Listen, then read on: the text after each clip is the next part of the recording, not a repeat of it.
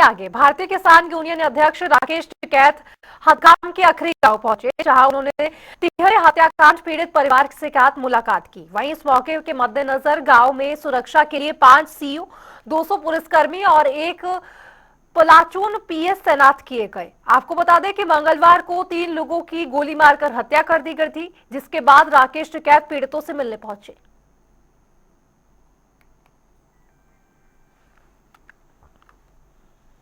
वहीं किसान नेता राकेश टिकैत संगम नगरी प्रयागराज पहुंचे, जहां उन्होंने प्रेस वार्ता कर भूमि अधिग्रहण को बड़ा मुद्दा बताया और इसके खिलाफ बड़ा आंदोलन करने की बात भी कही।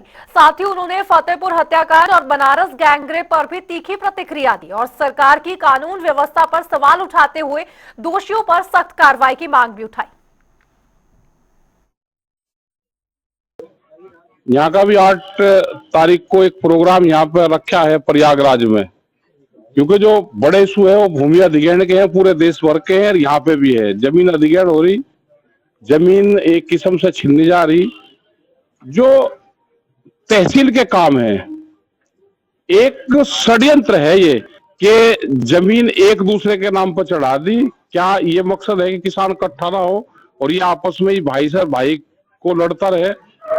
किसी के नाम पर 20 बीघे जमीन आनी थी, उसके 5 चढ़ा दी, दूसरे वाले के 17 चढ़ाई दी। तो ये जो बड़ा घोलमेल हो रहा है, अधिकारी कर्मचारी सुन नहीं रहे।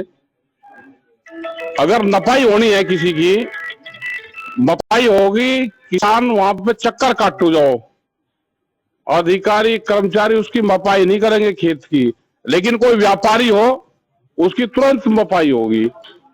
तो ये जमीन छीनने का एक षड्यंत्र पूरे उसमें चला हुआ है।